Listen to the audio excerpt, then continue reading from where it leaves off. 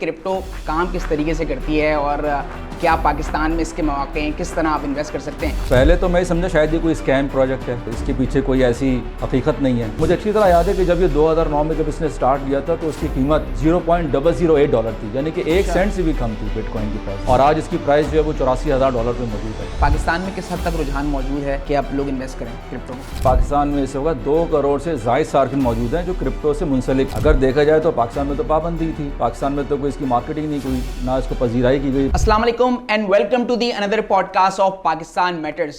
Technology ने जहां कहीं भी अपना रुख बनाया है, जिसकी चीज़ के साथ उसकी कोलैबोरेशन हुई है, वो शोबा यकीनी तौर पर लोगों के लिए बहुत ज़्यादा आरामदेह और आसान हो गया है। चाहे वो एजुकेशन की हम बात करें, मीडिया की, लाइव स्ट्रीमिंग है और भी चीज़ें हैं। लिहाजा अब टेक्नोलॉजी ने पाकिस्तान के अंदर बिलखुसूस इस चीज़ का रुझान बढ़ता जा रहा है कि ये चीज़ अब इन्वेस्टमेंट और फिनटेक के साथ हमें जुड़ती हुई दिखाई दे रही है। मैं बात कर रहा हूँ इस वक्त पाकिस्तान के अंदर क्रिप्टो के हवाले से, और आज इसी मौजू के ऊपर हमने बात करने के लिए स्टूडियो में दावत दी है। हमारे साथ मौजूद हैं जो क्रिप्टो एडवाइज़र भी हैं, काफ़ी वसी तजुर्बा इस फील्ड के हवाले से रखते हैं, मोहम्मद हारून साहब। थैंक यू वेरी मच हारून साहब for taking out time for us, और बहुत शुक्रिया आपकी आमद का। जी बहुत शुक्रिया।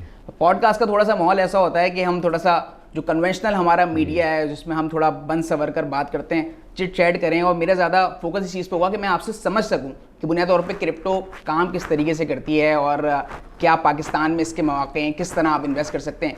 तो फर्दर हम टॉपिक्स को डिस्कस करेंगे, लेकिन पहले मैं जानना चाह रहा हूँ कि हारून साहब की यानी आपकी जो जर्नी है क्रिप्टो के हवाले से वो कहाँ से शुरू होती है। अच्छा देखें, क्रिप्टो करेंसी का आगाज़ तो बाकायदा 2009 में हुआ था, लेकिन ऐसा था कि मेरा ताल्लुक़ जो है एक MIS फील्ड से, मैनेजमेंट इंफॉर्मेशन सिस्टम से, और मैं इस क्रिप्टो करेंसी शोबे में 2016 से मुंसलिक हूँ। इससे पहले जो मेरा बैकग्राउंड रहा है वो टेक्निकल और IT से रिलेटेड रहा है, और मेरी जो तालीम MBA MIS फ्रॉम IBA इन 2003, और उसके बाद फिर मेरा जो है वो टेलीकॉम सेक्टर में, ब्रांचलेस बैंकिंग में, मोबाइल फाइनेंशियल सर्विसेज में काफ़ी तजुर्बा रहा है। उस दौरान जब ये बात है 2012 की, तो मेरे साथ एक सबऑर्डिनेट थे और मैं उस वक्त UBL में था, और मैं उसका एक ब्रांड था ओमनी, उससे मैं मुंसलिक था। उस दौरान मुझे पता चला बिटकॉइन के बारे में, क्रिप्टो करेंसी के बारे में। तो पहले तो मैं समझा शायद ये कोई स्कैम प्रोजेक्ट है, ये कोई स्कैम प्रोडक्ट है और इसके पीछे कोई ऐसी हकीकत नहीं है। लेकिन जब मैंने इसको थोड़ा सा रियलाइज़ किया, पढ़ना शुरू किया, तो मुझे पता चला कि इसके पीछे जो टेक्नोलॉजी है ब्लॉकचेन, वो बहुत एडवांस टेक्नोलॉजी है। तो बट ये कि कुछ नौकरी के ऐसे हालात थे कि मैं उस वक्त इसको तवज्जो नहीं दे पाया। बट ये बात है 2015 की, मैंने ये रियलाइज़ किया कि मुझे इस फील्ड में आना चाहिए। फिर मैंने अपना नौकरी से जो है वो खुदाफिज़ किया, और फिर 2016-17 में मैंने बाकायदा आगाज़ किया। वैसे ये फैसला आसान नहीं होता नौकरी को आप छोड़कर किसी एक नए शोबे का इंतखाब करें जब मिड लाइफ के अंदर आप हो, तो आपके लिए ये तजुर्बा कितना अच्छा साबित हुआ है।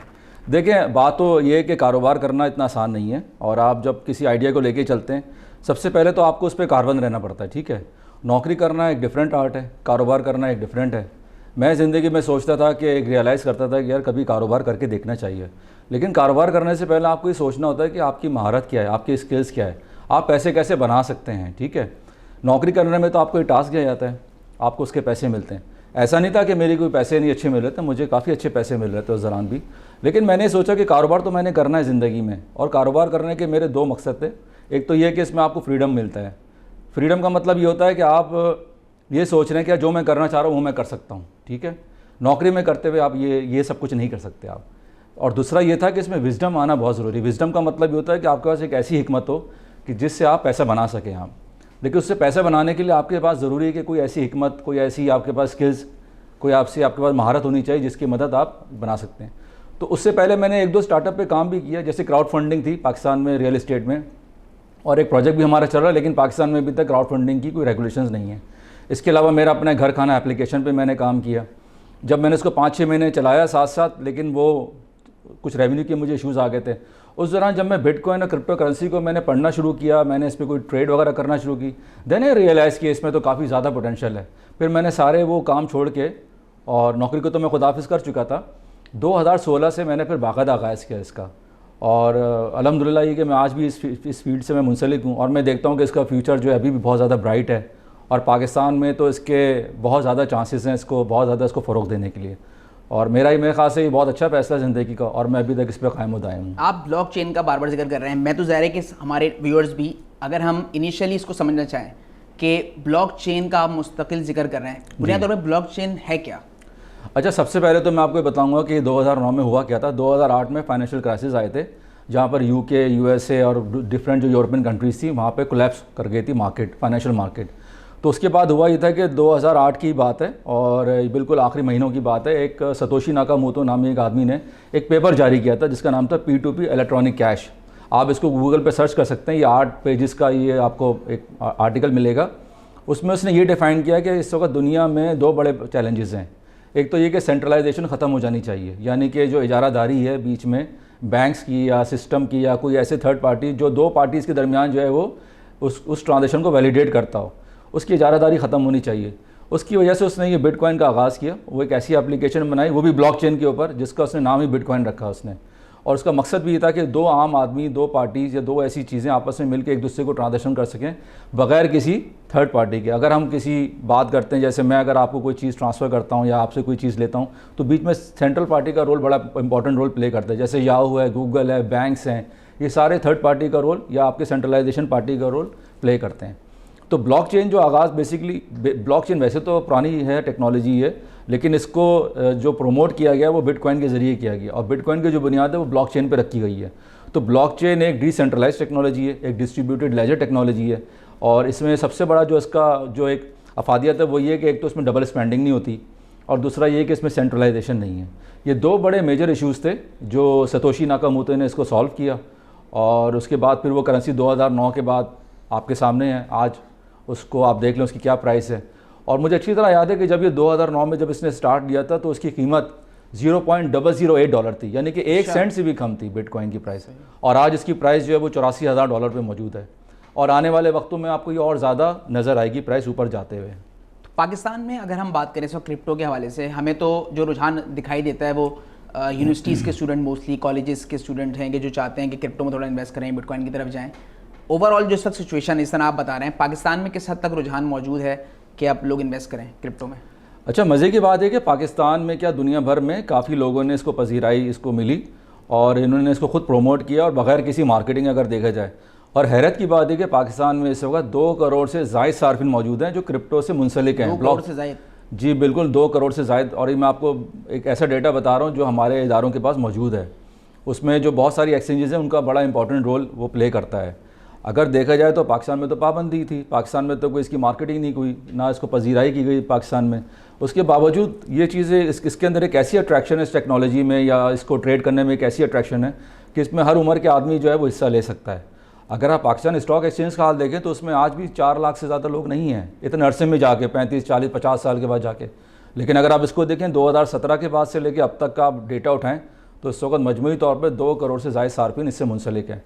जहाँ तक बात है इसमें आवाम की, बिल्कुल आप सही कह रहे हैं दानियाल, इसमें जो आवाम की जो अगर आप उसको थोड़ा सा एज वाइज इसको अगर आप सेग्रीगेट करें तो आपको अंदाज़ा होगा कि 20 साल से लेके 30 साल 32 साल तक के जो नौजवान हैं इसमें बहुत ज़्यादा उनकी जो शराब फीसद है वो बहुत ज़्यादा है। स्टॉक का तो हम शुरू से ये देखते हैं कि अगर आपके पास बहुत सारे पैसे हों और बहुत सारी इन्वेस्टमेंट ऐसी हो जो आपके पास रखी हुई हो, कुछ करना हो, तो वो स्टॉक में लोग कहते हैं कि उसमें इन्वेस्ट कर दिया है। तो क्रिप्टो का मामला भी क्या यही है कि बहुत सारे अमाउंट अगर आपके पास हो सेव बैक एंड पे, उसको इन्वेस्ट करें, या आप कह सकते हैं कि जो थोड़ी बहुत मुख्तसर सी रकम हो उसको भी हम इन्वेस्ट कर सकते हैं? देखिए, पहला सवाल तो ये भी मैं इसको थोड़ा सा कंटिन्यू करूंगा कि 2 करोड़ वर्सेस 4 लाख क्यों हैं। वो 4 लाख लोग जिनके पास शेयर्स पड़े हुए हैं वो शेयर्स सिर्फ शेयर्स की हद तक ही रह गए हैं, वो सिर्फ उसी पाकिस्तान स्टॉक एक्सचेंज की बिल्डिंग तक ही रह गए हैं।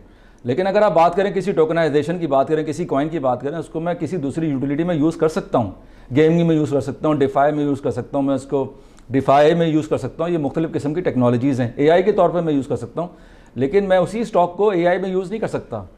तो इसलिए इसकी अगर यूटिलिटी देखी जाए तो बहुत ज़्यादा है। और आने वाले दिनों में जो आपको ये नज़र आ रहा है Web3 की स्पेशली मैं बात करूँगा, Web3 सबसे बड़ा इंपॉर्टेंट रोल प्ले कर रही है, इसके बाद डिफाई रोल प्ले कर रही है।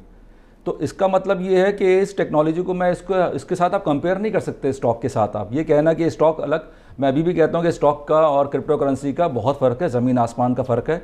आप इन दोनों चीज़ों को आपस में मिला नहीं सकते।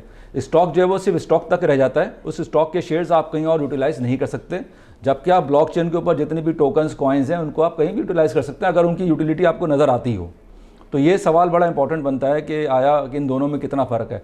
जहाँ तक रही बात पाकिस्तान में इन 2 करोड़ आवाम की, बिल्कुल ऐसा ही है। इसमें लोग ट्रेड करते हैं, लोग पैसे बनाते हैं, लोग नुकसान भी उठाते हैं, जाहिर सी बात है, जिसको नहीं आता समझ में वो समझता है कि मैं इसमें जो है वो पैसे बना लूँगा।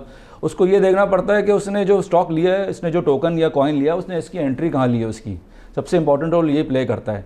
अगर वो किसी की बातों में आके या किसी मार्केटिंग जब हो रही हो उसकी बहुत ज़्यादा, जब वो जाके परचेज़ कर रहे हो तो नहीं लेना चाहिए, क्योंकि वो ऑलरेडी इतनी पीक पर होते हैं मौजूद वो, इसलिए ज़्यादातर लोग इस तरह नुकसान उठा लेते हैं। अच्छा, इसकी नॉलेज का बेहतर जरिया क्या है? जाहिर है अब तो टेक्नोलॉजी का दौर है, वन गो के अंदर आपको चीज़ें यूट्यूब पे, इंटरनेट पे अवेलेबल होती हैं, तो ज़ाहिर है यूट्यूबर्स भी हैं, लोग इन्फ्लुएंसर्स भी हैं जो लोगों को गाइड कर रहे हैं क्रिप्टो के हवाले से। तो बेसिक आप क्या समझते हैं कि अगर किसी एक बिल्कुल ऐसे बंदे को जो इन्वेस्ट करना जा रहा हो क्रिप्टो के अंदर, उसको फर्स्ट हैंड नॉलेज जो लेनी है वो कहाँ से लेनी चाहिए? देखिए, पहली बात तो ये कि नॉलेज तो आपको कहीं से भी मिल जाएगी, चैट जीपीटी आ गया है, गूगल आ गया, आपको पहले तो आपको वो इस्तेमाल करना आना चाहिए। लेकिन बग़ैर आप पढ़े हुए, बग़ैर आप सीखे हुए इसको जाना नहीं चाहिए, क्योंकि इसमें नुकसान का अंदेशा है। दूसरा है कि मैं ये समझता हूँ कि सबसे बड़ा जो अच्छा उस्ताद है ना, वो आपका पैसा है, क्योंकि जब इंसान पैसा हारता है ना, वही उसको सिखाता है। ठीक है, मैं कितना सिखा दूंगा as an adviser, as a crypto adviser, ठीक है, अपनी जगह सही है, लेकिन जब आप बंदा खुद नुकसान उठाता है, वो खुद ज़्यादा सीख रहा होता है। ठीक है, जहाँ तक बात है इनिशियल स्टेज की, हाँ, उसके लिए आपको पहले कुछ जांचना चाहिए, अपने आसपास लोगों से पूछना चाहिए कि जो लोग क्रिप्टो से मुंसलिक हैं, आप उनको ढूंढें, वीलॉगर्स हैं, या अगर आपको यूट्यूबर्स हैं या फेसबुक पे चैनल्स हैं, या मेरे अपने खुद चैनल चल रहे होते हैं, उन पर जाके पूछना चाहिए कि ये करते कैसे हैं। और इस पूछने में कोई कबात भी नहीं होनी चाहिए। आप किसी उम्र के भी हिस्से में, आपकी उम्र चाहे 50 साल भी हो, तो आपको आके पूछ, और मुझसे लोग पूछते हैं आके, चाहे उनकी उम्र 50 हो या 35 हो, मुझसे छोटे हो या बड़े, मुझसे आके राय लेते हैं, मुझसे आके पूछते हैं कि यार इसको शुरुआत कैसी की जाए, कितने पैसों से की जाए, किस एक्सचेंज में की जाए। तो मैं इनको अपनी गाइडेंस या मेरी जो गाइडलाइंस होती है, जो मेरी इंस्ट्रक्शन होती है, वो उनको फॉलो करते हैं, और करना भी चाहिए उनको। अगर वो खुद सीखना चाहेंगे तो उनको हो सकता है शायद 2 साल 3 साल या एक पूरा बुल रन वो ज़ाया कर दें। अगर वो मेरे से या किसी और अच्छे एडवाइज़र से या किसी से भी पूछेंगे जिनको नॉलेज आइडिया है, हो सकता है उनको वो 4 साल ना लगे, हो सकता है उनको 6 महीने में सीख जाएँ। तो सीखने का अमल जो होता है ना, वो डिपेंड करता है सीखने वाले पे, वो सीखने का उसकी डायरेक्शन क्या है उसकी। तो बेहतर तो ये कि इसमें तहकीक कर लेनी चाहिए, और ये देखना चाहिए कि इस वक्त पाकिस्तान में किस तरह से लोग काम कर रहे हैं इसके ऊपर, और किस हल्के में काम कर रहे हैं। अच्छा, लोग इसमें बताते बहुत कम है, इसमें लोग डर के मारे नहीं बताते कि यार कहीं नुकसान हो जाएगा तो ये मुझे मार दौड़ेगा आके। ये भी आपको सोचना चाहिए कि अगर नुकसान हो जाएगा तो आपने इसको कुछ कहना नहीं है, क्योंकि जाहिर सी बात है मार्केट का उतार चढ़ाव रहता है। तो जहाँ तक बात है सीखने समझने की, उसके लिए बहुत सारे टूल्स हैं। सबसे पहले तो ये देखना है कि आप किस एक्सचेंज पे आप जाके ख़रीद सकते हैं। तो उस वक्त नामी गिरामी जो एक्सचेंज जो पाकिस्तान में अलाउ की गई हैं, वो बाइनेंस है, KuCoin है, MEXC है, बिटगेट है, बाइबिट है। कुछ ऐसी एक्सचेंज है जिसको खुद हमें बैन किया गया है, जैसे Coinbase है, मुझे पता है उस पर हम काम नहीं कर सकते। क्रैकर ने, हम उसको काम नहीं कर सकते बिकॉज वो हमें नहीं समझते अच्छा, ठीक है ना। इसके वजह से हमें चैलेंज आता है कि, लेकिन चूंकि ऑलरेडी ये सारी एक्सचेंज जो मैंने अभी 5-6 नाम लिया आपसे, ये इतनी बहुत कुछ है कि इनके पास इतना सारा मवाद, इतना सारा टोकन्स, इतने कॉइन्स हैं कि आप उन पे जाके ट्रेड कर सकते हैं, और आप उनके पास, उनसे आप टोकन लेके अपने वॉलेट में आप उसको ट्रांसफ़र भी कर सकते हैं। अब सवाल दानियाल ये होना चाहिए आपका कि जो वॉलेट है वो कितनी तरह के होते हैं, तो वो भी मैं आपको थोड़ा सा डिफाइन कर देता हूँ। एक तो होता है एक्सचेंज वॉलेट, जैसे बाइनेंस का वॉलेट है कि आपने KYC की, पासपोर्ट जमा कराया अपना, ठीक है, NIC जमा कराया, तो आपको एक ID मिल गई, और आपके पास जो है वो एक इख्तियार आ गया कि मैं अपने जो एसेट्स हैं, डिजिटल एसेट्स, क्रिप्टो एसेट्स, वो मैं बाइनेंस के ऊपर जाके मैं उसको रख सकता हूँ, मैं उसके पास स्टोर कर सकता हूँ, और आपने उसको इख्तियार दे दिया। लेकिन अगर आप उसको लॉन्ग टर्म के लिए होल्ड करना चाह रहे हैं उस टोकन को, तो बेहतर है कि उसको अपने Web3 के ऊपर ले आएँ, यानी कि आप उसको डिसेंट्रलाइज वॉलेट के ऊपर ले आएँ। ठीक है। एक तो होता है सेंट्रलाइज वॉलेट जैसे एक्सचेंज वॉलेट है, और एक होता है डिसेंट्रलाइज वॉलेट। डिसेंट्रलाइज वॉलेट की बहुत ज़्यादा एग्जाम है, उसमें आपके पास एक हॉट वॉलेट आता है, एक कोल्ड वॉलेट आता है। हॉट वॉलेट को हम कहते हैं मोबाइल वॉलेट, जैसे आपका ट्रस्ट वॉलेट है, आपका एक्सॉडस है, आपका एटॉमिक वॉलेट है, ठीक है, इसके अलावा आपका फैंटम वॉलेट है। लातादाद ऐसे आपको मोबाइल वॉलेट्स मिल जाएंगे आपको, जहाँ पर आपने जाके टोकन स्टोर कर सकते हैं। डिफरेंशिएट थोड़ा ब्रीफली डिस्क्राइब करेंगे, हॉट एंड कोल्ड जो आपने बताया वॉलेट्स की, तो ये डिफरेंशिएट किस तरह के? अच्छा, हॉट का मतलब ये होता है कि वो हर वक्त इंगेज रहता है आपके मोबाइल फ़ोन पे, ठीक है, आप जब चाहें उसको, जैसे फैंटम वॉलेट है, ट्रस्ट वॉलेट है, अगर आप किसी डिसेंट्रलाइज एक्सचेंज के ऊपर उसको ट्रांसफ़र करके वहाँ पे ट्रेड करना चाह रहे हैं, सेंट्रलाइज पे नहीं डिसेंट्रलाइज पे, तो आप उसको वहीं पे उसको सिंक करके, उसको वहीं पे अलाउ करके आप उसको डायरेक्टली वहीं से इंगेज कर सकते हैं, उसको वहाँ से टोकन ट्रांसफ़र कर सकते हैं, जो भी कॉइन अपने लेके किसी डिसेंट्रलाइज एक्सचेंज के ऊपर या किसी प्लेटफॉर्म के ऊपर, जैसे रेडियम का प्लेटफॉर्म है। अब बात करते हैं कोल्ड की। कोल्ड वॉलेट जो होता है वो बेसिकली आपके हार्डवेयर वॉलेट होते हैं, जिस तरह ट्रेजोर है, जिस तरह आपका नैनो लेजर है, ये आपके जो है ये आपके बेसिकली हार्डवेयर वॉलेट्स होते हैं। इन हार्डवेयर वॉलेट्स का फ़ायदा ये होता है कि ये ब्लॉकचेन से कनेक्ट होते हैं, ये इंटरनेट से उस वक्त कनेक्ट होंगे जब आप इनको प्लग इन करेंगे। जब आप इनको प्लग इन नहीं करेंगे तो आपकी टोकन बेसिकली उसकी जो प्राइवेट कीज़ हैं उसकी वॉलेट में रहेंगी। टोकन या कॉइन जो है ना वो हमेशा ब्लॉकचेन पे रहते हैं, वो आपके पास नहीं होते, बेसिकली वो ब्लॉकचेन पे होते हैं, लेकिन उसका जो इख्तियार होता है वो आपके पास होता है। अब सवाल ये पैदा होता है कि ये जो वॉलेट्स है इसके पीछे है क्या। वॉलेट चाहे आपका कोल्ड वॉलेट हो चाहे आपका हॉट वॉलेट हो, और ये दोनों वॉलेट जो होते हैं ये डिसेंट्रलाइज वॉलेट कहलाते हैं। जो सेंट्रलाइज वॉलेट है वहाँ पे प्राइवेट कीज़ की ज़रूरत नहीं पड़ती है, वहाँ पे आपको सिर्फ लॉगिन आईडी पासवर्ड चाहिए, तो जैसे आप बाइनेंस का यूज़ करते हैं। लेकिन जहाँ तक बात करें हम अगर डिसेंट्रलाइज वॉलेट की, तो वहाँ पर आपके पास दो इंपॉर्टेंट एलिमेंट है, एक आपका पब्लिक की और एक आपका प्राइवेट की। ठीक है। डिसेंट्रलाइज वॉलेट का मतलब ये है कि आप किसी के साथ आपने किसी को इख्तियार नहीं दिया सिवाय अपने आप के। आप जब उस वॉलेट को डाउनलोड करेंगे गूगल से या आईफोन अपने उससे एप्पल स्टोर से जाके, तो आप देखिएगा जैसे ही आप डाउनलोड करेंगे तो वो आपको एक ऑप्शन देगा क्रिएट न्यू वॉलेट। जब आप क्रिएट न्यू वॉलेट करेंगे तो आपके पास वो 12 फ्रेजेस की कीज़ आपके पास वो दे देगा, आपको 12 वर्ड्स दे देगा, जैसे टेबल, चेयर, वाटर, एयर, ये सारे आपको 12 वर्ड्स दे देगा। एक्चुअली इनके पीछे अल्फा न्यूमेरिक होता है, उसको आसान ज़बान में उसने 12 वर्ड्स दे दिए। उन 12 वर्ड्स को आप कहीं नोट कर लें, कहीं महफूज कर लें। ये 12 भी होते हैं, 18 भी होते हैं, 24 भी होते हैं, तो आप इनको कहीं नोट कर लें अपने पास। अब आपने जब इसको नोट कर लिया तो इसका मतलब क्या है कि you will be the custodian of your wallet, you will be the custodian of your tokens और कॉइंस। किसी और के पास एक्सेस नहीं। लेकिन अगर यही आपने 12 कीज़ आपने अगर हारून को दे दिया या आपने किसी को दे दिया, उसका मतलब आपने टोकन दे दिया उसको। तो जब कभी आप डाउनलोड करें वॉलेट, तो उसके बाद जब उसको आप नोट कर लें उसकी 12 या 18 या 24 प्राइवेट कीज़ जो आपके पास जो वर्ड्स होंगे, वो किसी से शेयर ना करें, वो सिर्फ अपने किसी पार्टनर को बता दें, घर में किसी को बता दें कि अगर खुदा ना खास्ता में आगे पीछे हुआ कोई मसले मसाइल हुए तो ये तुम लोग जाके इसको यहाँ से एक्सट्रैक्ट कर लेना इसको, क्योंकि without having private keys you can't send it to anybody. अगर जिसके पास प्राइवेट कीज़ हैं टोकन उसी के होते हैं। और ये सिर्फ मैं बात कर रहा हूँ डिसेंट्रलाइज वॉलेट की, वेब 3 वॉलेट की। अच्छा, वो अगेन वही क्वेश्चन कि इसमें अमाउंट अगर कोई इन्वेस्ट करना चाह रहा है फर्स्ट टाइम, तो कितनी अमाउंट आप समझते हैं कि इसमें इन्वेस्ट की जाए, ताकि वो जो खौफ होता है ना कहीं डूब ना जाए और नुकसान न उठाना पड़े। एक पाकिस्तानी माइंडसेट मैं आपको बता रहा हूँ, लोगों को खौफ होता है कि भाई इन्वेस्ट करेंगे डूब ना जाए कहीं, तो उससे भी बंदा बच जाए और जो उसको गम लगे थोड़ा ही लगे। अच्छा देखें, ये सवाल तो बहुत कॉमन है, ये हर कोई सवाल मतलब चलते चलते भी कोई बंदा, मैं बताऊं तो पहला सवाल वही करता है कितनी इन्वेस्टमेंट कर सकता हूं मैं, क्योंकि उससे तजस्सुस का बढ़ता है कि यार ये चीज़ तो बड़ी ज़बरदस्त है। और मैं हमेशा एक बात करता हूं कि ज़िंदगी में याद रखें, जो मुश्किल काम होता है ना उसमें पैसे ज़्यादा होते हैं, ठीक है ना। आसान काम में इतने पैसे नहीं होते, वहाँ मेहनत बहुत ज़्यादा होती है। यहाँ मेहनत शायद दिमागी ज़्यादा है, फिज़िकली मेहनत कम है, लेकिन यहाँ पर आप जो अब ये समझें कि इसमें काम चूँकि मुश्किल है, ऐसे ऐसे काम है इसमें, ऐसी ऐसी टेक्निक से अगर आप सीखने बैठ गए तो आप बहुत पैसे बना सकते हैं, लाखों नहीं आप $1 मिलियन भी बना सकते हैं। अब सवाल ही पैदा होता है कि पैसे लगाएं कितने। पैसे लगाने उतने चाहिए जितना आप नुकसान बर्दाश्त कर सकते हैं, ये बड़ा आम माकूल है ये, ठीक है ना, बड़ा ही कॉमन सा है ये। दूसरी इसमें डिपेंड करता है कि आपकी लालच कितनी है आपकी। अक्सर लोग कहते हैं कि यार लालच जो है ना वो बुरी बला है, मैं कहता हूँ नहीं, लालच जो है ना एक बड़ी बला है, इससे घबराना नहीं चाहिए, ठीक है ना। ये आपको खा भी जाती है आपको आगे, क्योंकि वो ग्रीड ऐसी चीज़ होती है कि इंसान जो है ना फैसला नहीं कर पाता, क्योंकि काम जो है ना सारा साइकोलॉजिकली आपको कंट्रोल करना पड़ता है अपना आपको।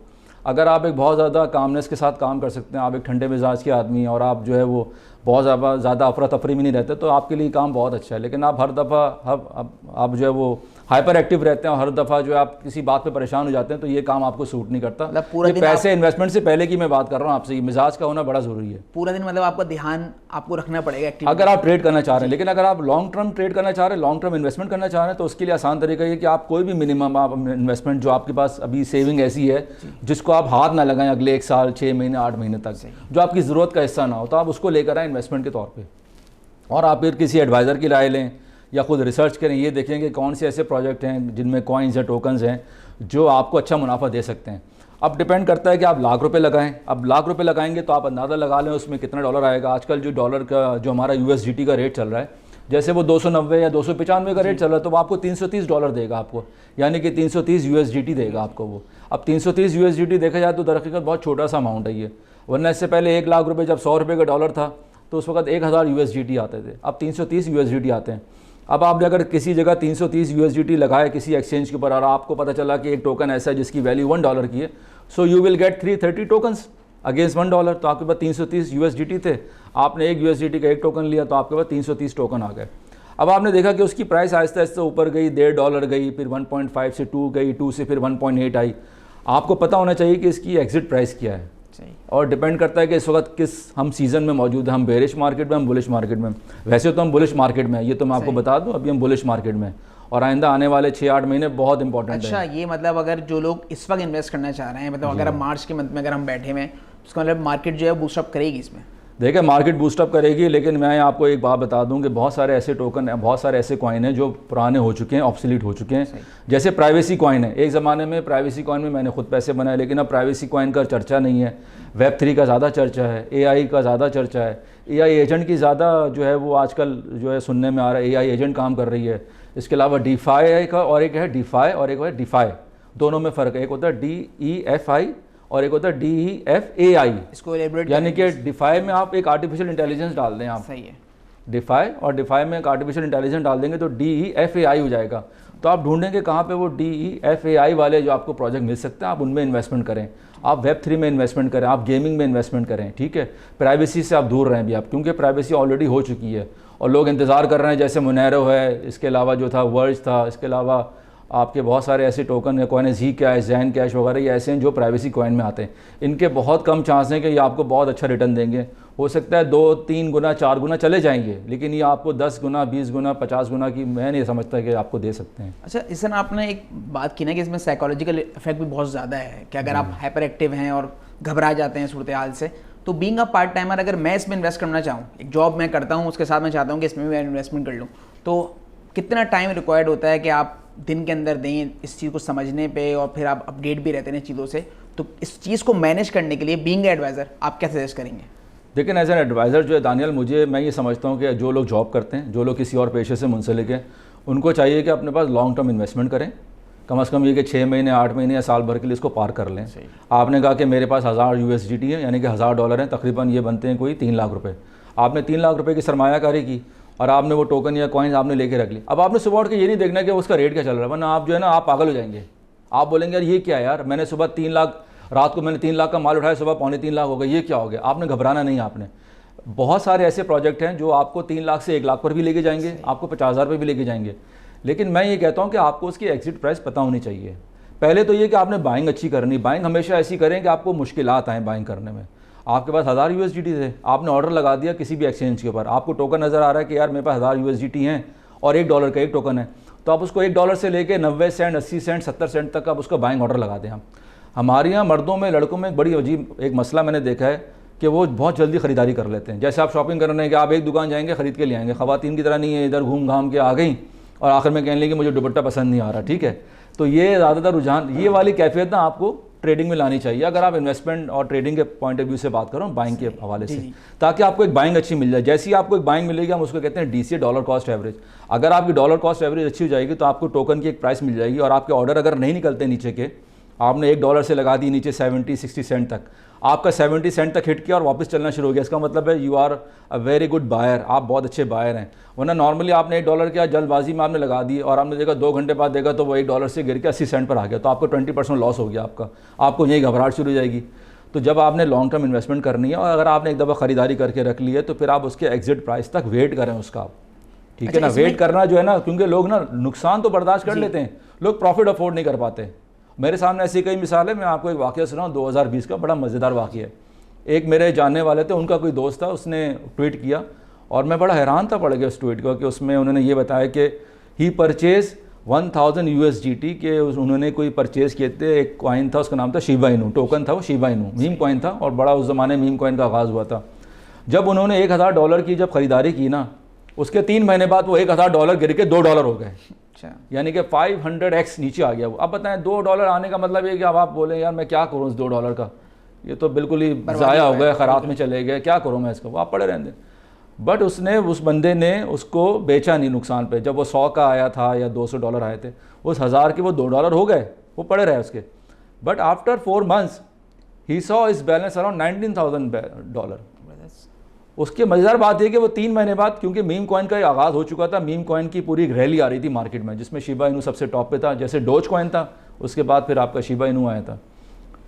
कैन यू इमेजिन कि उसका बैलेंस जो था तकरीबन कोई 10-11 महीने बाद वो $34 मिलियन टच किया उसने। पेशेंस चाहिए मतलब आपको, $1000 से $34 मिलियन। तो नाउ यू कैन इमेजिन कि यार आप $1000 से आप $34 मिलियन, $3.5 करोड़ बनाना इतना आसान नहीं है, आप कैसे बना लिया आपने। तो ये सारी बातें पेशेंस की, पेशेंस का आना इसमें बहुत ज़रूरी है, स्पेशली जो लोग इन्वेस्टर्स हैं, जो लोग इन्वेस्टमेंट करना चाहते हैं, जो लोग जॉब करते हैं, जिनके पास टाइम नहीं है, वो टाइम निकालने नहीं सकते, तो उनको चाहिए कि अपने टोकन लेके अपने पास पार कर लें और बेहतर है कि किसी एडवाइज़र से पहले पूछ लें, किसी से मशवरा ले लें।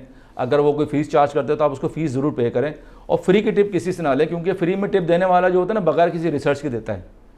मेरा हमेशा से रहा है मैं किसी को फ्री में टिप नहीं देता। मैं कहता हूँ मेरी रिसर्च शामिल है, या मैं कहीं से इन्फॉर्मेशन बाय करके फिर मैं आगे क्लाइंट्स को देता हूँ। और इस बात की इसमें 100% तो नहीं, लेकिन 99% 98% गारंटी होती है कि जाते हैं, क्योंकि वो हम सारी इन्फॉर्मेशन हम परचेज़ करते हैं। जो चीज़ आप परचेज़ करते हैं उसकी अहमियत होती है। अच्छा, एक सवाल मेरा इस हवाले से ये भी होगा कि यूनिवर्सिटीज़ के अंदर ज़ाहिर है लोग पढ़ रहे होते हैं किसी भी फील्ड के अंदर, तो हम कॉमनली जो चीज़ फेस करते हैं वो ये कि भाई पढ़ाया कुछ जा रहा है और होता कुछ है फील्ड के अंदर। ये एक कॉमन इशू है सारे ही पाकिस्तानियों का।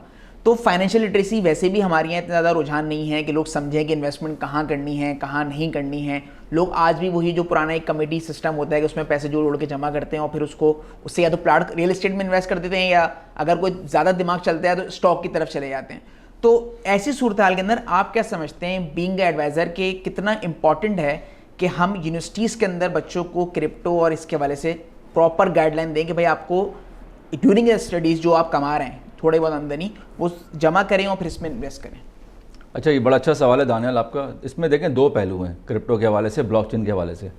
पहला पहलू है फाइनेंशियल्स का, कि आप किस तरह से ट्रेड कर सकते हैं, आपको कौन सा टोकन लेना चाहिए, कौन सी कॉइन में इन्वेस्टमेंट करनी चाहिए, कितने अरसे तक के लिए रखना चाहिए। ये तो हो गया इन्वेस्टमेंट के पॉइंट ऑफ व्यू से। दूसरा है ट्रेड के पॉइंट ऑफ व्यू से। आप सही कह रहे हैं, पाकिस्तान में इस वक्त बहुत ज़्यादा वैक्यूम में बहुत ज़्यादा खला है इस चीज़ के ऊपर, जहाँ पर ट्रेड सिखाई नहीं जाती। इंडिया बहुत एडवांस है इन चीज़ों में, ठीक है ना। बहुत सारे ऐसे मुल्क में देखता हूँ, जैसे दुबई आजकल एक हब बनता जा रहा है। इसके अलावा कुछ अफ्रीकन कंट्रीज़ हैं, यूरोप में तो ये चीज़ें बहुत आम हैं, वहाँ पे ट्रेड सिखाई जाती है। पाकिस्तान में इसका शुरू से ही फुकदान रहा है। बहुत गिने चुने एक दो इंस्टीट्यूट में देखता हूँ, या बहुत ज़्यादा ऑनलाइन आगे लोगों ने सिखा दिया, लेकिन इसके लिए कोई प्रॉपर कोई गाइडलाइंस नहीं है, कोई प्रॉपर इंस्टीट्यूट नहीं है इसके लिए जहाँ पे लोगों को ट्रेड सिखाई जाए।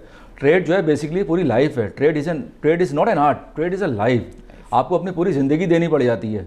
एक तो मैंने आपसे बात की ना कि अगर आपके पास टाइम नहीं हो तो आप इन्वेस्टमेंट करें और 6 महीने 8 महीने के लिए पार्क कर लें उसको आप, और जो प्रॉफिट बने आप उसको लेके एग्जिट हो जाएं। दूसरा ये कि आप चाहते हैं कि नहीं मेरी तो सारा दारोमदारी ट्रेड के ऊपर है, मेरा तो सारा दारोमदारी क्रिप्टो के ऊपर है, तो फिर आपको उसके लिए ट्रेड सीखना बहुत ज़रूरी है। और ट्रेड सीखने के लिए आपको चार्टिंग आनी चाहिए, यानी कि चार्ट का पढ़ना, ग्राफ का पढ़ना बहुत ज़रूरी है। अब ग्राफ के इतने सारे इंडिकेटर्स आ गए हैं इस वक्त ऑनलाइन, और उसमें आप AI की मदद भी ले सकते हैं और आप वैसे भी सीख सकते हैं। उसके लिए पाकिस्तान में इस चीज़ का जो है वो इस चीज़ को मद्देनज़र रखना चाहिए। और इस काम के लिए जैसे भी क्रिप्टो काउंसिल बनाने जा रहे हैं तो इस क्रिप्टो काउंसिल में इन इदारों को भी लाना चाहिए, ताकि पाकिस्तान ये एक ऐसी इंडस्ट्री है जहाँ पर आपको बहुत ज़्यादा हैवी इंफ्रास्ट्रक्चर की ज़रूरत नहीं होती। इस पर सिर्फ और सिर्फ आपको इंसान का दिमाग चाहिए होते हैं, आपको लोग चाहिए होते हैं, और आपको वो अच्छे ट्रेडर बनाने होते हैं ताकि वो पैसा वो इनकम जनरेट कर सकते हैं अपने लिए, उस इदारे के लिए, और पाकिस्तान में वो टैक्स नेट में आ सकें। तो मेरा ख्याल है कि पाकिस्तान में इस वक्त ये ज़ोर होना चाहिए। जैसे मैंने आपको बताया 2 करोड़ से ज़ायद सार्फिन है। अब देखना ये कि इस 2 करोड़ में से कितनी परसेंटेज है जो एक्चुअल ट्रेडर है, जो पैसा बना लेते हैं, जो नुकसान कम करते हैं और जो बहुत अच्छा मुनाफा भी बना लेते हैं महीने का या दिन का या हफ्ते का जो भी है। तो इस सिलसिले में मैं ये समझता हूँ कि पाकिस्तानी गवर्नमेंट को या ऐसे बहुत ज़्यादा जो प्राइवेट सेक्टर्स हैं उनको इस तरफ आना चाहिए और उनको सिखाना भी चाहिए। इसके लिए या तो ये कि आप बाहर से एक्सपर्टीज़ बुलाएं, या आप ये कि यहाँ पर अपने एक्सपर्टीज़ को आप यहाँ पर ट्रेन करें, फिर वो ट्रेनर जो हों फिर वो जाके मज़ीद ट्रेन करें। तो मेरा नहीं ख्याल है कि लोग इसमें आएंगे, बल्कि इसमें जो लोग ज़्यादा आएंगे, क्योंकि आजकल देखें जो बाकी सनतों का हाल है वो तो आपके सामने है। रियल एस्टेट आप देख लें, बहुत ज़्यादा ऐसी फैक्ट्रीज़ हैं, मैन्युफैक्चरिंग प्लांट्स हैं जो बंद होते चले जा रहे हैं। लेकिन ये एक ऐसी इंडस्ट्री है जो उभर रही है दुनिया भर में, और इसके लिए कोई आपको बहुत ज़्यादा हैवी इंफ्रास्ट्रक्चर भी नहीं चाहिए, आपको कोई बहुत बड़ी बड़ी फैक्ट्रीज़ भी नहीं चाहिए। आपको सिंपल आपको एक सिस्टम चाहिए होता है, और आपको एक 24 घंटे का इंटरनेट चाहिए होता है, क्योंकि ये आपको पता है क्रिप्टो करेंसी जो है ये 24 घंटे चलती है। इसमें कोई रुकावट नहीं है, ये कभी बंद नहीं होती है, ये 24 घंटे ट्रेड चलती रहती है। तो इसके लिए ये बहुत ज़रूरी है कि हमारी जो नौजवान नस्ल है, स्पेशली 20 साल से ऊपर के जो लोग हैं, जो कॉलेज पढ़ रहे होते हैं या पढ़ के निकल रहे होते हैं, उनको चाहिए कि इस तरफ ज़रूर आएँ और इस शोबे में रह के ज़रूर पैसे बनाएं। मैं जिस तरह आपकी गुफ्तगू हम कर ही रहे हैं, तो समझ रहे हैं चीज़ें, तो बहुत टेक्निकल इसके एस्पेक्ट्स हैं। मतलब हम तो अगर इसको नॉर्मली समझते हैं तो ये कि भाई अपनी डिजिटल करेंसी है, एसेट्स आपने बनाने, लेकिन जिस तरह की आप टेक्निकल चीज़ें बता रहे हैं उसके लिए ज़रूरी तो ये है कि प्रोफेशनल्स को हायर किया जाए इस चीज़ के अंदर, अच्छी सेक्टर के अंदर, ताकि वो बच्चों को ट्रेन करें इस हवाले से। क्योंकि इतनी टेक्निकल चीज़ें एक आम जो बंदा है जो इन्वेस्ट करने जा रहा है इनिशियल लेवल के ऊपर, वो तो नहीं समझ सकता इतनी टेक्निकल चीज़ें। हाँ बिल्कुल सही कह रहे हैं आप। इसकी वजह यही है कि इसकी बुनियादी जो है वो जो बेसिक है वो तो आपको पता है ब्लॉकचेन टेक्नोलॉजी है। अब अगर आप मुझसे पूछेंगे ब्लॉकचेन टेक्नोलॉजी के उसको समझाने में इतना मुझे मुश्किलात आती हैं कि एक आसान ज़बान में समझाना, क्योंकि मैं तो आए दिन नई नई चीज़ें पढ़ रहा होता हूँ, मैं इसको समझ रहा होता हूँ, तो मेरे लिए एक बड़ा चैलेंज होता है किसी भी फोरम पे जाके उसको बेसिक से समझाना उसको। तो पाकिस्तान में मैं ये देखता हूँ कि लोग ट्रेड तो कर लेते हैं, लोग समझ तो लेते हैं कि ट्रेड कैसे करते हैं, टोकन कैसे खरीदते हैं, लेकिन उनको बाज़ दफ़ा बुनियादी चीज़ें नहीं पता होती, जिसकी वजह से वो कहीं ना कहीं जाकर नुकसान उठा लेते हैं या किसी स्कैम का हिस्सा बन जाते हैं। और वजह भी ये होती है कि ज़्यादातर लोगों का जो नुकसान होता है स्कैम होने का, वो उसकी वजह ये होती है कि उनको बुनियादी तौर पे पता ही नहीं होता कि ये टोकनाइजेशन होती क्या है, टोकन जो है वो किस ब्लॉकचेन का हिस्सा होता है, टोकन कॉइन में क्या फ़र्क होता है। ये तो मैं आपसे खाली बेसिक बातें कर रहा हूँ, जो जिसको सिखाने के लिए या तो ये इंस्टीट्यूट हो या ऐसे बहुत सारे जो टेक्निकल इदारे हैं उनको चाहिए कि वो 6-6 महीने के या 3-3 महीने के कोर्स करवाएं, ताकि आने वाले जो नौजवान नस्ल है और जो अभी इस दौर में भी जो लोग गुजर रहे हैं, स्पेशली जो जेंजी है ये, इनको चाहिए कि इस पर अबूर हासिल कर लें इस पर। और पाकिस्तान में कोई टैलेंट की कमी नहीं है, तो आपको पता है, लोग सीख सकते हैं, लोग पैसे बना भी सकते हैं। बात सारी है कि सिर्फ डायरेक्शन की बात है। अब देखें जो क्रिप्टो काउंसिल जो बनाई गई है, ये किस हद तक जो है वो पाकिस्तान की जो यूथ है उसके किस हद तक काम आ सकती है। उस पर तो मुझे आपसे ज़ाहिर है कि एक इंपॉर्टेंट डेवलपमेंट है कि पाकिस्तान में देर आया दुरुस्त आयत अगर हम कह सकते हैं, काफ़ी टाइम बाद ख्याल आया वफाकी हुकूमत को भी कि इस हवाले से कुछ पॉलिसी, तो आप लोगों से बीइंग एडवाइज़र कुछ सजेशन मांगी गई हैं कि अपनी तजावीज़ इस हवाले से शेयर करें, ताकि जो नेटवर्क बन रहा है, जो पॉलिसी इस हवाले से बनेगी वो मौसर हो सके और लोग इसमें ग्रो करें इंडस्ट्री में। देखिए यहाँ पे तो जुमला बिल्कुल ही फेल हो जाता है, देर आए दुरुस्त आए, यहाँ तो गलत है, ठीक है ना, क्योंकि जितनी देर करते चले जाएंगे उतना नुकसान होता चला जाएगा। आज से अगर हम 5 साल पहले आते और अगर हम माइनिंग की तरफ जाते, पाकिस्तान गवर्नमेंट खुद माइन करती या किसी प्राइवेट और पब्लिक सेक्टर को साथ लेके चलती, तो आपको पता है 5 साल पहले की माइनिंग कॉस्ट क्या थी, 5 साल पहले की प्राइस क्या थी बिटकॉइन की, और आज क्या प्राइस है। अभी भी इस वक्त एक बिटकॉइन को माइन करने के लिए 155,000 किलोवाट आवर बिजली चाहिए होती है, 1,55,000 किलोवाट आवर बिजली चाहिए होती है। उसकी कीमत आप लगा लें, एक यूनिट का 1 किलोवाट होता है तो तकरीबन 1,55,000 हो गए, 40 रुपये का यूनिट पड़ता है आपको, तो 60 लाख रुपए का एक बिटकॉइन माइन होने में लगेगा आपको, ठीक है। तो ये तो हमने टाइम ज़ाया कर दिया इसका। दूसरी बात यह कि जो असल चीज़ सिखानी चाहिए ना, वो है ब्लॉकचेन के ऊपर इसकी कोडिंग, प्रोग्रामिंग लैंग्वेज। मैं अक्सर अपने प्रोग्राम में ये कहता हूँ कि जो प्रोग्रामिंग लैंग्वेज जो यूज़ की जाती है वो है सॉलिडिटी, स्पेशली इथीरियम की बात करें, सोलाना की बात करें, और बहुत सारे ऐसे नेटवर्क्स हैं जहाँ पर पाइथन के अलावा, कैस्पर के अलावा जो लैंग्वेज यूज़ की जा रही है वो है सॉलिडिटी। और सॉलिडिटी की जो लैंग्वेज है वो ऐसी है कि दुनिया भर में इसकी बहुत डिमांड है।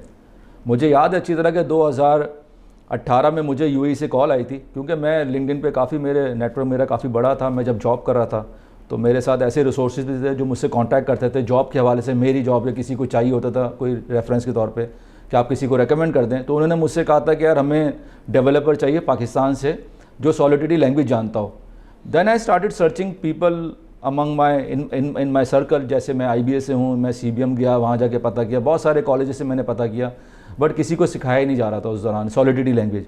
तो मैंने इनको रिफ्यूज़ कर दिया। लेकिन जब मैंने रिफ्यूज़ करने लगा तो मैंने उससे पूछा रिक्रूटर से कि यार what salary are you offering right now for this particular job for 6 months की जो आप बात कर रही हैं कि भाई 6 महीने का कॉन्ट्रैक्ट दुबई में। तो शी सेड के 50,000 UAE दरहम। कैन यू इमेजिन कि 50,000 UAE दरहम उस वक्त डिमांड थी। और अनफॉर्चुनेटली पाकिस्तान से तो नहीं मिला, लेकिन इंडिया से उन्होंने लिया, फिर वो तकरीबन 35,000 UAE जो दिरहम थे उसको उन्होंने उस पर बंदा हायर कर लिया। अब हो सकता है कुछ जगहों पे पढ़ाया जा रहा हो ये लैंग्वेज, लेकिन मैं ये समझता हूँ कि ये लैंग्वेज का आना बहुत ज़रूरी है। लैंग्वेज बड़ी इंपॉर्टेंट है, ये सिखानी चाहिए। एक तो हो गई आपकी डेवलपमेंट साइड, क्योंकि जब पाकिस्तान में क्रिप्टो काउंसिल बनेगी, पॉलिसीज़ आएंगी, रेगुलेशंस आ जाएंगी, तो बहुत सारी ब्लॉकचेन कंपनीज भी आएंगी जो यहाँ पर डिफाई प्लेटफॉर्म पे, गेमिंग प्लेटफॉर्म पे काम करेंगी। तो उसके लिए ज़रूरी है कि आपके पास ये लैंग्वेज का आना बहुत ज़रूरी है। तो इसके लिए मैं चाहता हूँ, मैं समझता हूँ कि गवर्नमेंट को इस तरफ भी फोकस करना चाहिए कि सिर्फ और नॉर्मल जो पुरानी जो ऑब्सोलीट हम जो पढ़ रहे हैं प्रोग्रामिंग लैंग्वेज, उसको छोड़ के इस नई वाली टेक्नोलॉजी, नई वाली लैंग्वेज पे आना चाहिए। ठीक है। अच्छा, अगर हम ओवरऑल टेक्नोलॉजी के से पाकिस्तानी आवाम का परसेप्शन जाने, ऑनलाइन शॉपिंग के अगर मैं मिसाल दूँ तो आज तक वही कॉन्सेप्ट है कि इसमें स्कैम होता है और जो हम ऑर्डर करते हैं चीज़ वो नहीं आती, नॉर्मली लोगों का यही ख्याल है। तो क्या ये एक बहुत बड़ा हडल नहीं है टेक्नोलॉजी से करीब होने में कि लोग भी ज़ाहिर है उस चीज़ को अडॉप्ट नहीं कर पा रहे टेक्नोलॉजी को इन्वेस्टमेंट के थ्रू भी?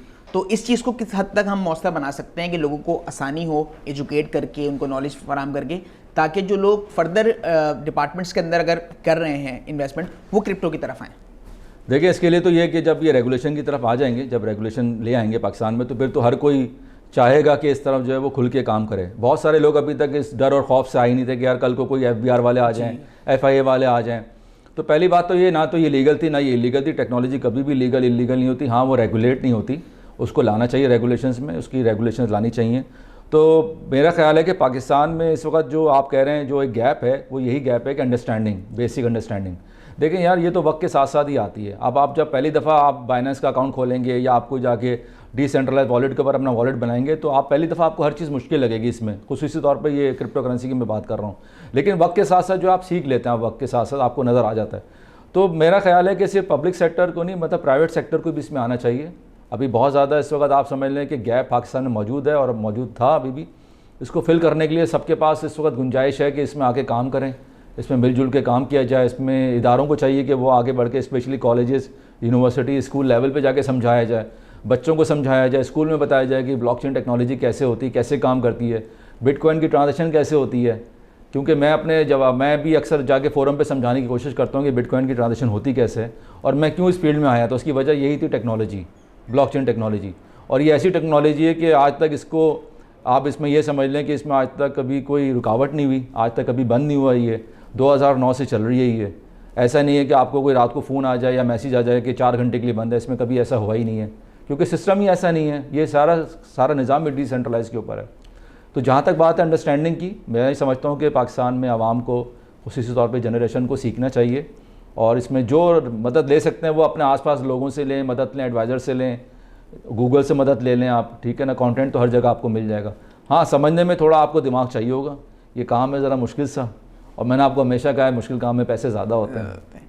सिक्योरिटी के हवाले से जो वॉलेट्स की सिक्योरिटी है, लास्ट वीक में मैं एक स्टोरी पे काम कर रहा था कि जो सॉफ्टवेयर हाउसेस से एक डब्बा स्कैम चलता है कि लोगों के अकाउंट खाली हो जाते हैं, डिजिटल पेमेंट्स के बैंक अकाउंट खाली हो जाते हैं एक फ़ोन कॉल पे, तो बहुत बड़ा स्कैम है। तो डिजिटल जो वॉलेट्स हैं बिटकॉइन के या क्रिप्टो करेंसी के, वो किस हद तक महफूज हैं? उसकी सिक्योरिटी के हवाले से कौन से प्लान है जो अप्लाई किए जा सकते हैं ताकि उनको सिक्योर किया जा सके? अच्छा, पहली बात तो ये कि जब कभी आपको कोई चैलेंजेस आ जाएँ, कोई मसले मसाइल आ जाएँ, तो आप कभी भी टेलीग्राम पे जाके, डिस्कॉर्ड पे जाके कभी भी आप बात करेंगे हेल्प के तौर पे, तो आपके पास 10 लोग उठ के आ जाएंगे, आपसे प्राइवेट चैट करेंगे, वो बोलेंगे हम इस प्रोजेक्ट का ऐसे हैं। जबकि ऐसा नहीं होता। जो असल प्रोजेक्ट के लोग होते हैं, जो असल टोकन या कॉइन के जो फाउंडर्स होते हैं या उसके को फाउंडर्स होते हैं या उस टीम का हिस्सा होता है, वो कभी भी आपसे डायरेक्ट, या वो आपको कभी डायरेक्ट मैसेज नहीं करते आपको, ना वो आपसे डायरेक्ट कोऑर्डिनेट करते हैं। लेकिन जो लोग आपके पास इस तरह से आते हैं, वो फिर आपसे क्या कहते हैं कि यार अच्छा एक काम करो, मुझे अपनी वो 12 प्राइवेट कीज़ दे दो, मैं तुम्हारे वॉलेट को अभी मैं सर्च कर लेता हूँ। तो सबसे पहले तो आपने यही सबसे पहले डाका खुद मारा अपने अकाउंट पे आपने जाके, ठीक है ना, कि आपने उसको अपनी प्राइवेट की सरेंडर कर दिया। आपने ये नहीं करना, आपने कभी भी किसी को अपनी प्राइवेट कीज़ ना बताएं। ये मैं बात कर रहा हूँ Web3 वॉलेट की। अब आ जाए आप एक्सचेंज के वॉलेट पे। एक्सचेंज के वॉलेट पर भी ऐसी है कि अगर आपने किसी को अपना लॉगिन आईडी पासवर्ड दे दिया, इसका मतलब है कि आपने उसको अपना एक्सेस दे दिया। आपने इस चीज़ से बचना चाहिए। आजकल होता है ये कि ईमेल्स के ऊपर भी जो है फिशिंग आ रही होती है, कि आपको ईमेल्स के ऊपर ऐसी ईमेल्स आ रही होती है, आप समझते हैं शायद ये किसी कंपनी की ईमेल है। मिसाल के तौर पर एक ज़माने में, आज से याद है मुझे 5 साल पहले, बाइनेंस के ऊपर एक और बाइनेंस आई थी जो जाली बाइनेंस, यानी कि सिर्फ एक डुप्लीकेट बनाई गई थी वेबसाइट। और वो करते क्या थे कि वो एक्सचेंज से वहाँ से एक ईमेल राउट होती थी जो असल एक्सचेंज था नहीं वो। जैसे binance.com लिखा हुआ आ रहा है, तो वहाँ पे लिखा था binance.co. करके, और कोई अफ्रीका का एड्रेस देते। तो लोग पढ़ते नहीं थे कि ऊपर एड्रेस क्या आ रहा है, इसका लिंक कौन सा आ रहा है, इसका हाइपर लिंक कौन सा है। तो वो क्या करते थे, ईमेल खोलते थे, वहाँ से कहते थे अपने पासवर्ड को जाके ना ज़रा वो रीसेट कर दें, बिकॉज कंपनी पॉलिसी। लोग बेचारे क्या करते थे, रीसेट करते थे, तो उसका वो वाला बाइनेंस का अकाउंट खुलता था जो जाली था। उस पर लॉगिन आईडी पासवर्ड डाला आपने, उसने रिजेक्ट कर दिया। आपने कहा यार मैंने तो सही पासवर्ड डाला हुआ है। फिर आपने लॉगिन किया, पासवर्ड डाला, उसने फिर रिजेक्ट कर दिया। वो 2 मरतबा आपके पासवर्ड और लॉगिन को एक्सेस कर लेता है। अच्छा, तीसरी दफ़ा वो आपको एक्चुअल बाइनेंस ला के दे देगा। जैसे आप एंट्री लेंगे, आप अंदर चले जाएंगे, आप एक्चुअल बाइनेंस में, आप तो आपको समझ ही नहीं आएगा हुआ क्या। लेकिन जो 2 अटैम्प्ट आपने की थी वो बेसिकली फेक बाइनेंस आईडी के ऊपर की थी, फेक एक्सचेंज आईडी के। लेकिन उस दौरान आपने दोनों अटैम्प्ट में उसको अपने पासवर्ड भी दे दिए और आपने अपना लॉगिन आईडी भी दे दिया। तो कभी भी याद रखेंगे, रीसेट का जो होता है, या आपके पास कभी भी कोई ऐसी ईमेल आती है, एक्सचेंज कभी भी आपको ऐसी ईमेल नहीं करती, और अगर आती तो ये सब फेक होती हैं, ये सब फिशिंग ईमेल्स कहलाती हैं, ताकि आपसे वो आपका लॉगिन आईडी और पासवर्ड ले लिया जाए आपका। इंटरनेशनली भी हम देख रहे हैं इसका क्रिप्टो के हवाले से एक रुझान दिखने में आया लास्ट ईयर, जो है ना, वो डोनाल्ड ट्रंप की तरफ से भी उनका एक जनरेट किया गया एक कॉइन। तो इस हवाले से क्या अपडेट्स थी वहाँ पर, लोगों को कितना आप समझते हैं फ़ायदा हुआ अमेरिका के अंदर? देखें, इसके लिए तो ये तो कहलाता है मीम कॉइन। मीम कॉइन जो है बेसिकली एक उसकी जो फंडामेंटल्स हैं वो किसी इवेंट पर हैं, किसी सेंटिमेंट के ऊपर है, किसी वाक़े के ऊपर हैं, किसी ऐसे इंसिडेंट के ऊपर हैं जो उस वक्त करंट अफेयर के ऊपर आ रहे होते हैं, ठीक है। तो ट्रंप का चूँकि नाम अपना है, एक पॉपुलैरिटी उनकी, कौन नहीं जानता उनको दुनिया में, तो उनके हो सकता है आसपास के लोगों ने या जो भी होगा उन्होंने इसके नाम को टोकन निकाला। लेकिन जब वो टोकन निकाला, उसकी जो प्राइस थी, उसकी प्राइस को किसी को अंदाज़ा नहीं था। लेकिन जब वो नॉर्मली सेंट्रलाइज एक्सचेंज के ऊपर आए तो उसकी प्राइस तकरीबन कोई $2-2.5 या शायद $4-5 से शुरू हो चुकी थी, और वो $72 तक गई है। और वो इतनी तेज़ी से गई है कि वो 2 दिन के अंदर उसने इतना वॉल्यूम जनरेट किया कि वो सबसे टॉप पे आ गया था वो पूरी क्रिप्टो की मार्केट में। और आप अंदाज़ा करें कि उस वक्त जब उसने मार्केट में जाके कहते हैं कि जब उसने जाके उस टारगेट की मार्केट को जाके लोगों को जब बताना शुरू किया और जब उसने मार्केटिंग इतनी ज़्यादा कर ली तो वो ऑलरेडी इतना पहुंचा हुआ था, लोगों ने $50-60 का लिया और जो आज लोग नुकसान में, क्योंकि इसकी कीमत $12-15 के दरमियान चल रही है। सारी बात ये है कि मीम कॉइन को जो आप जो कैच करते हैं ना, उसका तरीका ये होता है कि आप देखते हैं वो आया कहाँ से, वो किस प्लेटफॉर्म से आया। तो वो बेसिकली सोलाना के ब्लॉकचेन से आया था। सोलाना का टोकन था और सोलाना के ऊपर वो लॉन्च किया गया था, लेकिन वो सोलाना के ऊपर लॉन्च करने से पहले वो pump.fun पर आया था। pump.fun एक ऐसी वेबसाइट है जहाँ पर 98% स्कैम्स होते हैं और 2% ओरिजिनल होते हैं। वहाँ पे जो मर्जी चाहे अपना pump.fun के ऊपर जो अपना टोकन लॉन्च कर सकता है। आप लॉन्च कर लें, आपका बॉट लॉन्च कर दें, लेकिन उसमें 98% जो होते हैं स्कैम होते हैं। लेकिन वो 2% में आप समझ लें कि वो ट्रम्प का जो टोकन था वो 2% में था, वो जेन्युइन था वो टोकन देखा जाए तो बेसिकली। तो जब वहाँ से वो स्टार्ट लिया तो you know the price of the Trump token that was only $0.18, 18 cent का था वो। यानी कि 18 सेंट से जब वो एक्सचेंज पर आया, सेंट्रलाइज एक्सचेंज पे जब वो लिस्टिंग के लिए आया तो उसको प्राइस उसकी $1 $2 के आसपास थी। तो जिसने 18 सेंट्स का लिया हो, मैं कहता हूँ 18 सेंट का पकड़ना हर एक की बात नहीं, या तो इंसाइडर होगा जिसको पता होगा, या जो खुद बेल ग्रुप होगी जिसने इन्वेस्टमेंट की होगी, उनके टोकन्स होते हैं। तो अगर किसी ने भी अगर 20-25 सेंट या 50 सेंट से भी लिया हो और जाके उसको $50 पे बेचा हो तो आप अंदाज़ा लगा लेंगे कितने एक्स बन गए। यानी कि इसको 100x में लिया, जिसने $1000 लगाया उसके $50,000 बन सकते हैं। तो इस तरह के मीम कॉइन जो है वो आते रहते हैं। इसमें जो है इसमें ख़त्म जो है वो परेशान होने वाली बात नहीं है। मीम कॉइन का एक अपना एक फंडामेंटल्स है। मीम कॉइन की सबसे अच्छी बात यह कि इनकी सर्कुलेटिंग सप्लाई जो होती है वो 100% होती है। बास कॉइन ऐसे होते हैं, कॉइन की मैं बात नहीं करूँगा, टोकन की बात करूँगा, जिनकी सप्लाई जो होती है सर्कुलेटिंग सप्लाई वो 100% नहीं होती, वो 20% होती है। वक्त के साथ साथ वो अनलॉक हो रहे होते हैं, जिसकी वजह से प्राइस नीचे जा रही होती है। मीम कॉइन की खास बात यह है कि अगर या तो उसकी सप्लाई को लॉक किया गया है 4 साल के लिए, 2 साल के लिए, फिर तो सही है। क्या 2 साल तक जब सप्लाई को अनलॉक ही नहीं करना तो प्राइस का नीचे गिरने का चांस ही नहीं है इस हवाले से। तो ये देखना बड़ा ज़रूरी है कि कौन सा मीम कॉइन है, किस सेंटीमेंट पर है, किस नाम से। बहुत सारे ऐसे मीम कॉइन आपको पता आए, जैसे पीनट के नाम से आया, लोगों ने बहुत पैसा बनाया इसमें।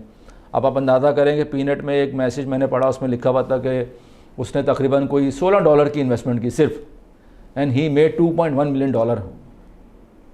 तो अब अंदाज़ा करें $16 से आप $2.1 मिलियन बना रहे हैं, which is a humongous growth. ये कैसे आपको पता चल गया आपको? या तो आप सारा दिन बैठे रहें उस पोटॉन के आगे जो एक प्लेटफॉर्म है सोलाना का, आप उसको देखते रहें बैठ के, उसको रिसर्च करें। आप समझ लें कि ये ऐसा है कि आप एक बहुत बड़ा एक जहाज़ चला रहे हैं, आप उस कॉकपिट में बैठे हैं जिसमें बहुत सारे गैजेट्स, बहुत सारे टूल्स आपके पास हैं, जिसमें ट्विटर भी है, टेलीग्राम भी है, डिस्कॉर्ड भी है। जैसे जैसे जो चीज़ आ रही है आप उसको व्यू कर रहे हैं, उसको पढ़ रहे हैं, उसकी वेबसाइट चेक कर रहे हैं, जाके उसको मवाजना कर रहे हैं कि आया इसकी, क्योंकि ट्रम्प जैसे ही आया था, ट्रम्प के पास बहुत सारे ट्रम्प के नाम के टोकन भी आए थे, लेकिन वो सारे के सारे जाली थे, फेक थे, वो उनकी प्राइस में फ़र्क भी नहीं आया कोई। लेकिन नुकसान किसने उठाया? वो लोगों ने जाकर उसका कॉन्ट्रैक्ट नहीं चेक किया, क्योंकि असल ट्रम्प का जो कॉन्ट्रैक्ट था वो दूसरे फेक वाले कॉन्ट्रैक्ट से मुख्तलिफ था वो। तो ये लोग चेक नहीं कर पाते कि असल कॉन्ट्रैक्ट कौन सा है और नकली कॉन्ट्रैक्ट कौन सा है। तो उसके लिए ज़रूरी है कि जहाँ हम उसकी वेबसाइट देखें, वेबसाइट में जाके चेक करें कि उसको फॉलो कर रहे होते हैं लोग, कि उसका CA क्या लिखा हुआ आ रहा है, यानी कि कॉन्ट्रैक्ट अनाउंस क्या लिखा हुआ आ रहा है। एक होता है CA और एक होता है CR। अच्छा, बेसिक फंडामेंटल की अगर हम बात करें ब्लॉकचेन के हवाले से, तो इजीली अगर थोड़ा सा आसान अल्फाज में आप समझा सकें हमारे व्यूअर्स को, मुझे भी, कि ब्लॉकचेन काम किस तरीके से करती है। अच्छा, ये समझना जो है बहुत ज़रूरी है। और मेरी बात जो लोग सुन रहे हैं इस वक्त, मेरा जो पॉडकास्ट हमारा चल रहा है इस वक्त, और दानियाल का बहुत अच्छा सवाल है कि बिटकॉइन ब्लॉकचेन कैसे काम करती है। इसमें बुनियादी तौर पे 4 इसमें पर्सन्स हैं, 4 आप समझ लें कि इसमें पार्टिसिपेंट्स हैं। एक होता है सेंडर, एक होता है रिसीवर, एक होता है माइनर और एक होता है node, NODE, node. Sender, receiver, minor और नोड, इन सब के पास, चारों के पास एक ही सॉफ्टवेयर होता है, हम इसको कहते हैं बिटकॉइन इम्प्रूवमेंट प्रपोजल। ठीक है ना? ये एक ऐसा सॉफ्टवेयर है जैसे आपके पास कोई भी एप्लीकेशन है, आपने वो डाउनलोड कर लिया अपने मोबाइल पे, तो चारों के पास सेम एप्लीकेशन हो गई, सब जो है वो सेम एल्गोरिथम को फॉलो करेंगे। अब सेंडर और रिसीवर का क्या काम है और माइनर का क्या काम है और नोड का क्या काम है, वो मैं आपको समझा देता हूँ। अब चारों के पास वो सॉफ्टवेयर आ गया है, सबने डाउनलोड कर लिया बिटकॉइन के नाम से। ठीक है, अब हारून सेंडर है और दानियाल रिसीवर हैं। ठीक है, ये माइनर हैं और वो नोड हैं। ठीक है, सेंडर के पास भी वही सॉफ्टवेयर है, रिसीवर के पास भी वही सॉफ्टवेयर है, माइनर के पास भी वो सॉफ्टवेयर है और नोड के पास भी वो सॉफ्टवेयर है। काम थोड़े ज़रा मुख्तलिफ हैं, सॉफ्टवेयर सबके पास एक जैसा वर्जन है। हारून ने एज अ सेंडर दानियाल को एक ट्रांजेक्शन की, मैंने एक ट्रांजेक्शन टाइप की अपने मोबाइल वॉलेट से और मैंने कहा कि I want to send 1 BTC 1 bitcoin to Daniyal.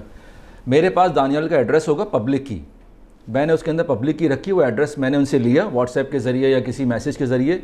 ये मुझसे कहीं 10 किलोमीटर या 10,000 किलोमीटर दूर बैठे हैं तो कोई मसला नहीं, हम सब इंटरनेट से कनेक्ट हैं, हम चारों लोग इंटरनेट से कनेक्ट हैं।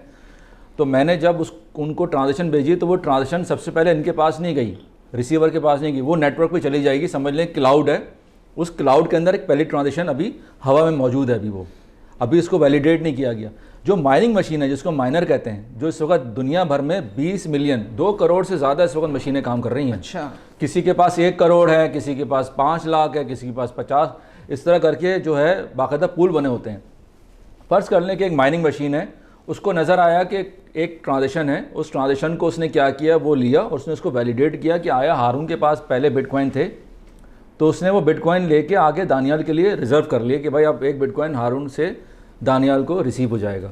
फिर दुनिया भर से उसको ट्रांजेक्शन मौसूल हुई, तो ये समझ लें कि उसने 4000 ट्रांजेक्शन जमा कर ली। अब उन 4000 ट्रांजेक्शन को उसने वैलिडेट किया और वैलिडेट करने के बाद एक ब्लॉक लेगा वो, जो पिछले ब्लॉक से अगले वाला नंबर होगा। जैसे अभी इस वक्त 8,80,000 से ज़्यादा ब्लॉक बन चुके हैं 2009 से लेके, तो समझ लें कि 8,80,000 880,000 का ब्लॉक बन चुका है। अब बनने जा रहा है 880,001, यानी कि उसके बाद एक अगला ब्लॉक बनने जा रहा है। तो वो ब्लॉक उठाएगा, उस ब्लॉक में 4000 ट्रांजेक्शन रख देगा और उसको वो प्रोपेगेट कर देगा नेटवर्क के ऊपर। माइनर जो है, माइनिंग मशीन जो है, जैसे ही वो प्रोपेगेट करेगा, जो नोड है वो ये नोटिस में, वो उसके नोटिस में बात आएगी कि किसी ने ब्लॉक को माइन कर लिया है और सबसे पहले माइन कर लिया है, और इसको वो माइन भी किया है तो किसी एल्गोरिथम की वजह से किया होगा, किसी सॉफ्टवेयर की वजह से किया होगा, और वो हो गया। माइनिंग होने के बाद वो देखता है कि किसी ने किया नहीं किया, वो कहता है कि ठीक है, यू आर द विनर। तो वो जो माइनर जिसने ब्लॉक माइन किया उसको मिल जाता है रिवॉर्ड। ओके। यानी कि जब पहला ब्लॉक माइन हुआ था 2009 में, सतोशी ने किया था, सतोशी नाकामोटो ने जब किया था अपने दोस्त के साथ मिलकर, हेल्फिनी के साथ, तो वो पहला ब्लॉक था, उस पर उनको मिलते थे 50 बिटकॉइन का रिवॉर्ड। हर 10 मिनट के बाद एक ब्लॉक बनता है, और एक ब्लॉक के अंदर आपको मैंने बताया 4000 ट्रांजेक्शन होती हैं मैक्सिमम, कभी 6000 भी चली जाती हैं, लेकिन नॉर्मली 4000 के करीब ट्रांजेक्शन्स आती हैं। 10 मिनट के बाद जब ब्लॉक बना, फिर 10 मिनट के बाद ब्लॉक बना, तो आज तकरीबन कोई 8,80,000 से ज़्यादा ब्लॉक बन चुके हैं 2009 से लेके अब तक। उस ज़माने में 50 BTC मिलते थे एक ब्लॉक के ऊपर। फिर 4 साल बाद, जिसको हम हाल्विंग कहते हैं, फिर 25 हुए, फिर 12.5 हुए, फिर 6.25 हुए, और अभी पिछले साल अप्रैल की बात है हाल्विंग फिर हुई है, क्योंकि ये ऑटोमेटिकली सॉफ्टवेयर में अपडेट होती रहती है, खुद से ही है, क्योंकि सतोशी ने ऐसा डिज़ाइन कर दिया है कि आपको चेंज करने की ज़रूरत नहीं, ऑटोमेटिकली कोडिंग का हिस्सा है कि हर 4 साल बाद या 2,10,000 ब्लॉक बनने के बाद हाल्विंग होनी है और ब्लॉक रिवॉर्ड आधा हो जाना है, ताकि प्राइस ऊपर चलनी शुरू हो जाए। स्कैरसिटी का जो वर्ड है वो वहीं से आया है कि इसके अंदर खिल्लत आनी चाहिए। अब जो रिवॉर्ड मिलता है वो 3.125 बिटकॉइन मिलता है पर ब्लॉक। तो जो माइनर ने जीता, 4000 ट्रांजेक्शन को रिकॉर्ड किया, ब्लॉक के अंदर रखा, उस ब्लॉक को उसने पिछले वाले ब्लॉक के साथ लिंक कर दिया। अब जो अगला ब्लॉक बनेगा फिर 4000 ट्रांजेक्शन आएंगी, फिर अगला ब्लॉक बनेगा फिर 4000 2000 ट्रांजेक्शन आएंगी, उनका रिकॉर्ड हो जाएगा। इसको हम कहते हैं ब्लॉकचेन। अब सवाल ही पैदा होता है कि सेंडर ने भेजा, रिसीवर को मिल गए, नोट हो गया, वैलिडेट हो गई, इससे कहते हैं डिसेंट्रलाइज। नॉर्मली क्या होता है, सेंट्रलाइज बैंकिंग में एक ही लेजर होती है, एक ही एक्सेल का पेज होता है, वहाँ पे सिर्फ और सिर्फ डेबिट क्रेडिट चल रहा होता है और कुछ नहीं हो रहा होता। यहाँ पे डेबिट क्रेडिट नहीं है, यहाँ पे ट्रांजेक्शन हर जगह रिकॉर्ड हो रही है। यानी कि वो 4000 ट्रांजेक्शन एक ब्लॉक में रिकॉर्ड हुई, मेरे आपके अलावा किसी और की ट्रांजेक्शन भी होंगी, दुनिया भर से आ रही, इंटरनेट से हम कनेक्ट हैं। इसके अलावा अगला ब्लॉक बना, तो सब ब्लॉक्स को अगर आप देखेंगे सबकी ट्रांजेक्शन को आपने स्कैटर्ड कर दिया, आपने फैला दिया। जो भी एक्टिविटी हो 2 बंदों के दरमियान ही है, 2 बंदों के दरमियान है, एग्जैक्टली, बिल्कुल ऐसी। P2P हम कहते हैं इसको, P2P इलेक्ट्रॉनिक कैश।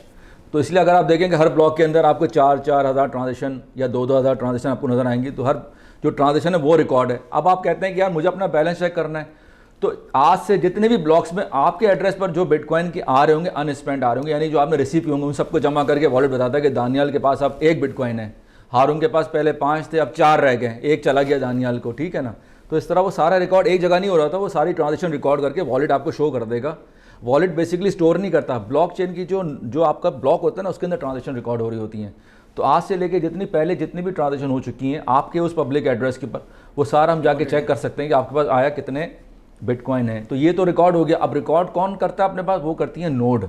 नोड समझ लें एक आम एक सर्वर है, एक हार्ड ड्राइव है, ठीक है ना। इस वक्त 12,000 इस वक्त सर्वर मौजूद, 12,000 इस वक्त जो है समझ लें आप हार्ड ड्राइव्स हैं या ऐसे कंप्यूटर हैं, ऐसे नोड्स हैं जो डेटाबेस रिकॉर्ड कर रहे हैं। तो चेन कहीं से भी टूटने का अंदेशा नहीं है, तो आर्काइव बना चेन कहीं से भी करप्ट होने का अंदेशा नहीं है। अगर एक नोट फेल हो जाए, वो कनेक्ट ना हो तो 11,999, 2 हो जाए तो 11,998। बैंक की तरह नहीं है, किसी सेंट्रल पार्टी की तरह नहीं है कि एक उन्होंने अपने पास रिकॉर्ड यहाँ किया, एक डिजास्टर रिकवरी में कर लिया, सिर्फ 2 होते हैं, इनके बाद एक बैकअप होता है। यहाँ पे तो एक के बजाय 11,999 बैकअप्स हैं। यानी कि अगर पूरी ब्लॉकचेन बन चुकी है, 8,80,000 ब्लॉक्स अब तक बन चुके हैं, तो उन 8,80,000 को आप 12,000 सर्वर पे आप देख सकते हैं आप। तो इसलिए कोई इसमें घबराने वाली बात नहीं है, जब भी तो डिसेंट्रलाइजेशन लेकर आई है ताकि इसमें कोई सेंट्रल थर्ड पार्टी का रोल ना हो। तो ये बेसिक फंडामेंटल है, सेंडर, रिसीवर, माइनर और नोड, ये काम करती हैं। ठीक है। अच्छा, माइनिंग की आपने बहुत ज़्यादा जिक्र किया इस पॉडकास्ट में। पाकिस्तान में क्या आप समझते हैं कि माइनिंग की जा सकती है, और ये बुनियादी तौर पर प्रोसेस होता किस तरीके से है? अच्छा देखिए, पाकिस्तान में माइनिंग करना ऐसा है क्योंकि यहाँ पर है बिजली की कॉस्ट।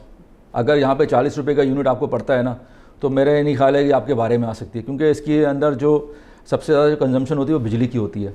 अक्सर लोग मुझसे सवाल ये करते हैं कि बिटकॉइन के पीछे क्या है। जैसे लोग कहते हैं ना कि यार इसके पीछे हमारे पास कुछ एसेट्स हैं, कुछ रिजर्व्स हैं। देखिए, बिटकॉइन के पीछे वो मेहनत है, वो माइनर्स की मेहनत है, वो माइनर्स की एफिशिएंसी है। किसी को उसका फल मिल रहा होता है, किसी को नहीं मिल रहा होता। अब इतने सारे माइनर्स हैं, जीतता एक है, बाकी 99% हार जाते हैं। ठीक है, फिर उनमें से जो जीत रहा होता है वो अगली दफ़ा वो हार जाता है, लेकिन बिजली तो उसकी ज़ाया हो रही है। ऐसा है कि जैसे आप कोई सोने की तलाश में गए और 10 लोग निकल गए सोने की तलाश में, 9 लोग हार गए, एक आदमी ले आया, बेनिफिशियरी एक ही है, बेनिफिशियरी को एक मिल जाएगा। 9 ने मेहनत की तो पैसा तो 9 का भी लगा है। फिर सवाल ही पैदा हो कि सोने के पीछे क्या है, तो सोने के पीछे भी वही एफर्ट्स हैं, वही पैसा, वही चीज़ जो कंज्यूम हो रही है हर मेहनत पे आप कह लें उसको, या जो भी एफिशिएंसी जो उस वक्त यूज़ हो रही है, वो उसकी सारी जो है कॉस्ट उसमें शामिल है। इसको हम कहते हैं, इसलिए हम इसको कहते हैं प्रूफ ऑफ वर्क। हम अगर बिटकॉइन की बात करें कि माइनिंग जो है बेसिकली प्रूफ ऑफ वर्क है कि आप आप काम किए जा रहे हैं, माइनिंग किए जा रहे हैं, लेकिन आप हार रहे हैं, आप जीत नहीं पा रहे। आप अगर आप साल भर में अगर आप 2 बिटकॉइन माइन कर रहे हैं, तो इसका मतलब वो बाकी सारे जो आपने लूज़ कर दिए वो सारे पॉइंट तो कोई और जीत रहा होगा, क्योंकि उसके पास ज़्यादा पावर है, उसके पास ज़्यादा एनर्जी, वो ज़्यादा मेहनत कर रहा है, वो तो उसको वो उसका हकदार है। तो इसी तरह ये चीज़ देखी जाती है। अच्छा, अब सवाल ही पैदा होता है कि पाकिस्तान में एक आम आदमी क्या कर सकता है। मेरा नहीं ख्याल है कि एक आम आदमी को माइनिंग करनी चाहिए, वो भी बिटकॉइन की। हाँ, इसके अलावा बहुत सारी जो दूसरी जो क्रिप्टो करेंसीज हैं, जैसे इथेरियम है, जैसे आपका सोलाना है या सोई नेटवर्क है, ये ऐसी हैं कि यहाँ पर आपको शायद कॉस्ट में इतना ज़्यादा फ़र्क ना मिले, कम आपको कॉस्टिंग में आपका ये काम हो जाए और आप यहाँ माइनिंग कर सकते हैं। पाकिस्तानी गवर्नमेंट को चाहिए कि जैसे मैंने एक फोरम पे बात की थी कि IPPs हैं, अब अगर IPPs के पास जो डिस्को के जो हमारे जो रेट्स आ रहे हैं, जो टैरिफ्स आ रहे हैं, या आप ये समझ लें कि उनके पास बिजली ज़ाया हो रही है, उस बिजली के ऊपर एक ऐसी पॉलिसी मुरतब की जाए कि अगर वो गवर्नमेंट को अगर किसी सब्सिडी के तौर पे मिल जाए, तो वो एक पब्लिक प्राइवेट सेक्टर के ऊपर ये जाके ऐलान करे कि आओ इसमें आके इन्वेस्टमेंट करो माइनिंग के ऊपर। तो क्या होगा फ़ायदा कि एक तो आपको पास कोई बहुत ज़्यादा बड़ी जगह भी नहीं चाहिए, आपको जगह तो पाकिस्तान के पास बहुत है, आपके पास बिजली भी है आपके पास, तो आप ऐसा करें, क्योंकि एक बिटकॉइन को माइन करने के लिए 1,55,000 किलोवाट चाहिए। एक बिटकॉइन को? अच्छा, एक बिटकॉइन को माइन करने के लिए 1,55,000 किलोवाट चाहिए आपको बिजली। यानी कि आपको एक यूनिट चाहिए, तो एक यूनिट का मतलब हो कि 1,55,000 यूनिट, एक यूनिट पड़ता है आपको 40 रुपये का, तो ये बन गया आपके 60 लाख रुपए।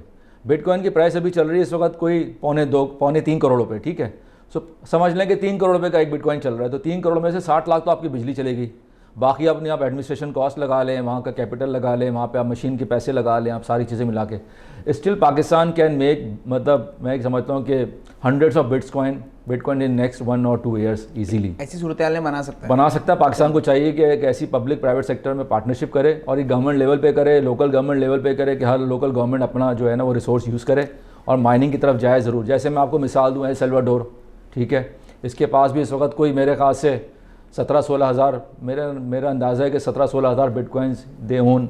अब एल सल्वाडोर जैसी कंट्री जो उसके पास है, USA चाइना तो वैसे ही लीड कर रहा है इस वक्त, क्योंकि सबसे ज़्यादा इस वक्त जो माइनिंग होती है वो USA में होती है, और उसका नाम है USA फाउंड्री USA। जिन कंट्रीज़ का हवाला दे रहे हैं वहाँ पर जो इंडस्ट्रीज़ हैं वो कोलैबोरेट कर रही हैं गवर्नमेंट के साथ, वो गवर्नमेंट के साथ मिलकर काम कर रही होती हैं, टैक्स भी दे रही होती है उनको, जाहिर सी बात है। ठीक है, और गवर्नमेंट को बहुत सपोर्ट भी कर रही है, तो गवर्नमेंट चाहती भी है कि वो अपने रिजर्व में भी लेकर आए।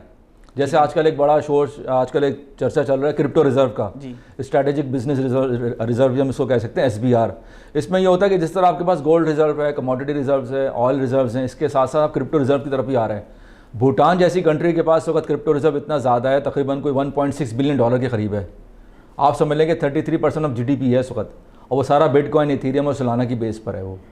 तो कंट्रीज़ बाय कर रही हैं इस वक्त क्रिप्टो करेंसीज पे। तो हमारे पास इसका कोई कलेक्टिव डेटा मौजूद है कि पाकिस्तान में इस वक्त कितने रिजर्व हैं इसके?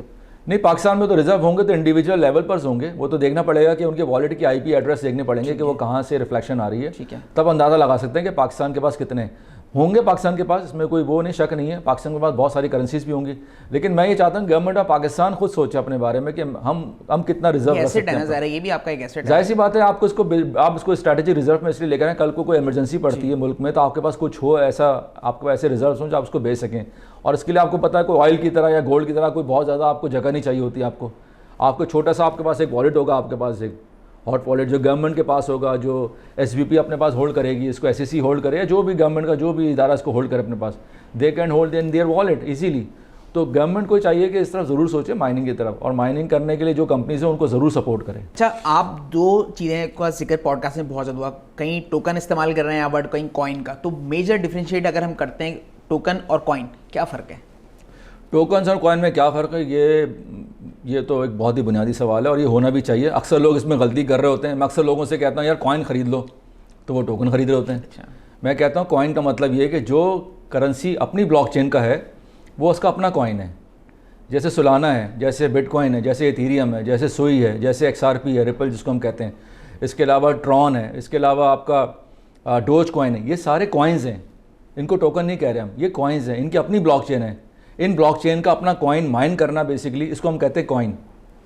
आप समझ रहे हैं? अब बात आती है टोकन क्या होते हैं। टोकन जो होता है उसको अपनी ज़ाती ब्लॉकचेन नहीं चाहिए होती, वो किसी भी ब्लॉकचेन के ऊपर पिगी बैक कर सकता है वो। यानी कि अगर कोई आप कहते हैं कि मैं टोकन बनाना चाह रहा हूँ, तो उसका अगला सवाल होगा यार किस ब्लॉकचेन के ऊपर। वो कहेगा मैं इथीरियम के ब्लॉकचेन में बनाना चाह रहा हूँ, तो उसको हम कहेंगे ERC20 टोकन, यानी कि इथीरियम के ऊपर ERC20 कहलाएगा। अगर ट्रॉन है तो TRC20 हो जाएगा। इसी तरह ये टोकन कहलाते हैं, ये बेसिकली लेयर 2 कहलाती है। जो आपके पास कॉइन होते हैं वो लेयर 1 होते हैं, जिनकी अपनी ज़ाती ब्लॉकचेन होती है, और जो टोकन होते हैं उनकी अपनी ज़ाती ब्लॉकचेन नहीं होती, वो किसी भी ब्लॉकचेन का सहारा ले सकते हैं। तो उसको हम कहते हैं लेयर 2। लेयर 2 का फ़ायदा ये है कि इससे एक तो उसकी फास्ट प्रोसेसिंग होती है, स्पीड बढ़ जाती है, ट्रांजेक्शन की स्पीड बढ़ जाती है, और इसके अलावा जो है इसमें गैस फीस कम अप्लाई होती है, यानी कि जो ट्रांजेक्शन की जो फीस होती है जो माइनर को जाती है वो कम अप्लाई होती है।